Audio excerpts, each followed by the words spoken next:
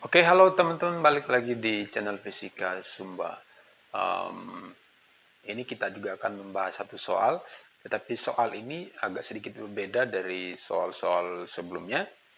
Em, ini soalnya, perbedaannya adalah di sini sudah ada gaya gesek, ya, lalu ada koefisien gaya gesek statis dan gaya gesek kinetis. Artinya, bidang miring ini tidak lagi licin tetapi permukaannya kasar sehingga muncul gaya gesek.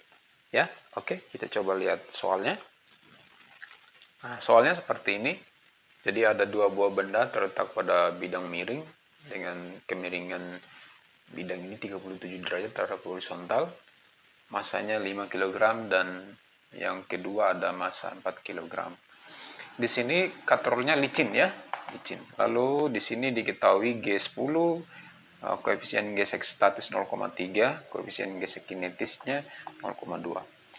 Jadi kalau koefisien gesek statis itu biasanya selalu lebih besar dari koefisien gesek kinetis, ya. Jadi mu S ini selalu lebih besar dari mu K. Ingat itu. Itu, ya. Oke. Nah, di sini yang ditanya adalah berapa besar gaya geseknya, ya, berapa besar gaya gesek dan arahnya kemana, gitu, ya. Nah, lalu yang kedua, apakah benda ini bergerak atau tidak? Lalu kalau dia bergerak, berapa percepatannya, dan hitung juga berapa nilai tegangan tali. Oke.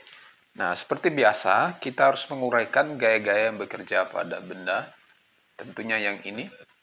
Ya, ini masanya 4, berarti W-nya kan 40, ya. 40 Newton. Lalu ke sini, di sini kan W juga kan. Ya, W-nya kan 50.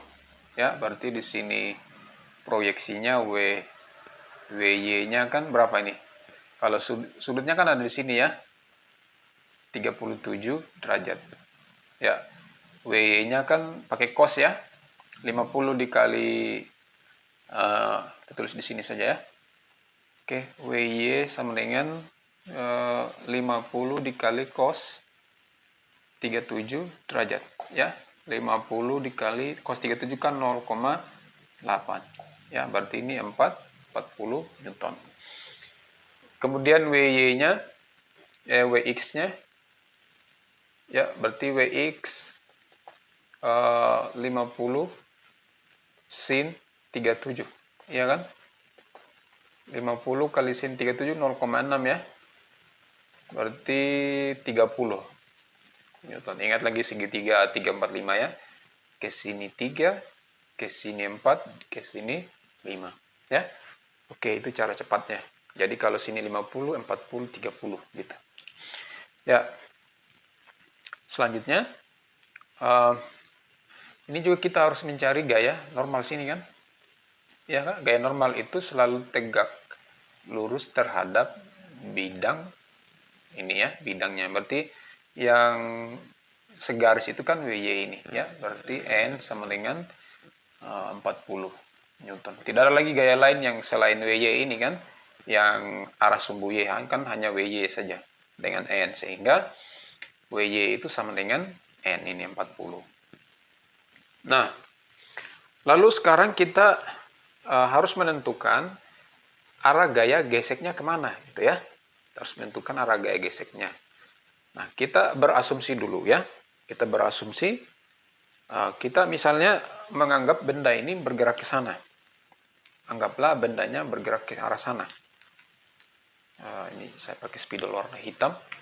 Kita asumsikan benda bergerak ke arah sana, ya. Bergerak ke arah sana, ke sini, ya. Sehingga kalau sistem ini atau kedua benda ini bergerak ke arah sini, ya, maka nanti gaya geseknya kan pasti ke sini, kan, ya kan. Nah, ini gaya gesek FG-nya, gaya geseknya, ya. Gaya geseknya pasti ke arah kiri sini, ya kan. Oke, karena ingat sifat dari sistem dari gaya gesek selalu berlawanan arah dengan pergerakan benda. Kalau kita anggap benda ini bergerak ke sini, maka gaya geseknya ke sana, gitu, ya, ke sini, ya. Oke.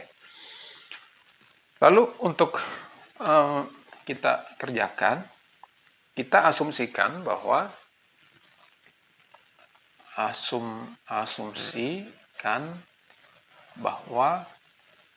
benda diam.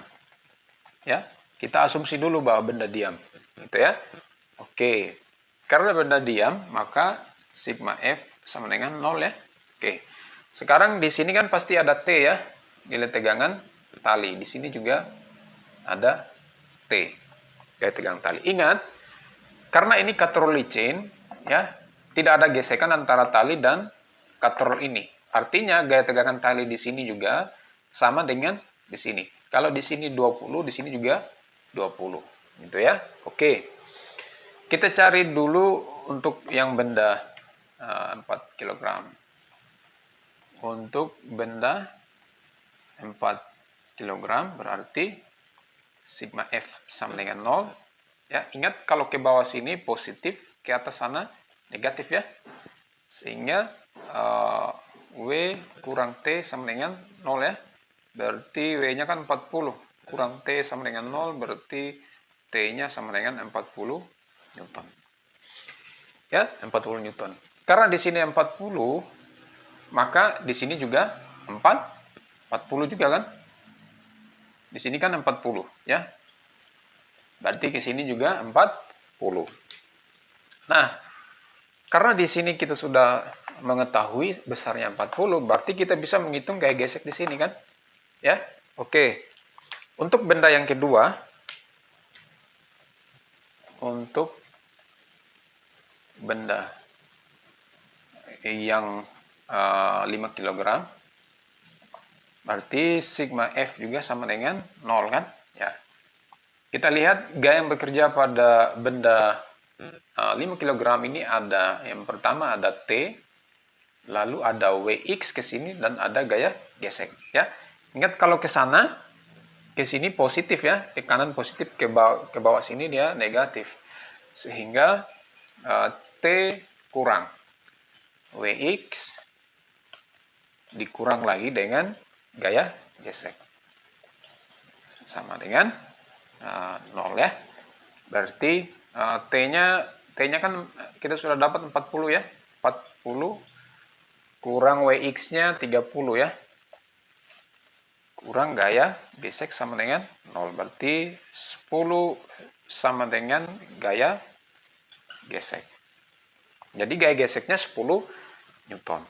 Oke, ternyata ini nilainya positif ya. Berarti dia ke sini. Kalau dia tadi kita dapat minus, berarti berlawanan dengan yang kita tentukan di sini. Gitu ya. Nah, karena di sini sudah pas ya. Berarti ini sudah pas ya ke kiri ya. Oke. Nah, lalu sekarang kita cek, ternyata gaya gesek yang bekerja pada benda ini adalah besarnya adalah 10 Newton. Nah, dari informasi yang ini kita bisa menentukan berapa gaya gesek maksimum ya. Gaya gesek maksimum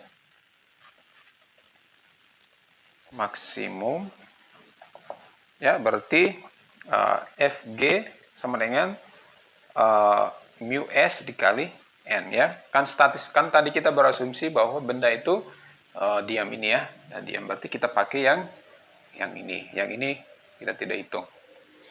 Oke, ternyata mu S-nya 0,3 dikali N-nya 40 ya.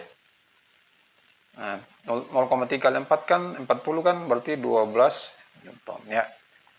Di sini F gesek maksimumnya adalah 12, sedangkan F gesek yang dialami oleh benda ini adalah 10 Newton.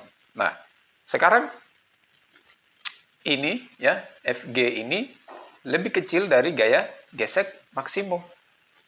Sehingga gaya gesek ini karena ini lebih kecil dari ini, berarti benda itu dalam keadaan diam gitu ya.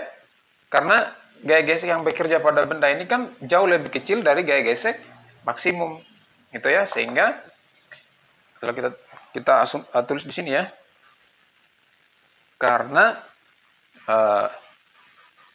gaya gesek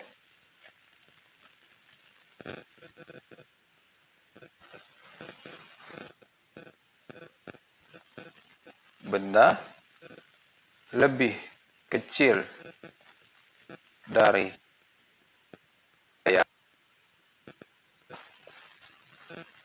gaya gesek maksimum ya, gaya gesek. Kita tulis di mana nih? Sabar sebentar ya, saya hapus dulu. Lebih bersih. Oke. Nah.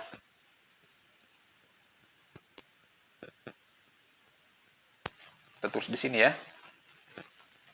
Lebih kecil dari gaya gesek. Maka benda belum bergerak. Artinya benda diam. Ya, karena bendanya diam, maka percepatannya juga 0 ya. A-nya juga sama dengan 0. Oke, bisa dipahami ya? Oke. Sekarang kita tentukan berapa nilai T-nya. T-nya kita bisa hitung dengan mensubstitusi T-nya kan kita sudah hitung ya. T-nya adalah besarnya 40 Newton ya. Tadi kita sudah hitung berapa besar T, ternyata T itu kita dapatkan 40 Newton. Ingat T di sini sama dengan T di sini ya. Oke, demikian untuk pembahasan soal ini. Sampai jumpa di soal berikutnya. Jangan lupa klik subscribe dan tekan tombol lonceng untuk mendapatkan notifikasi dari channel ini. Terima kasih.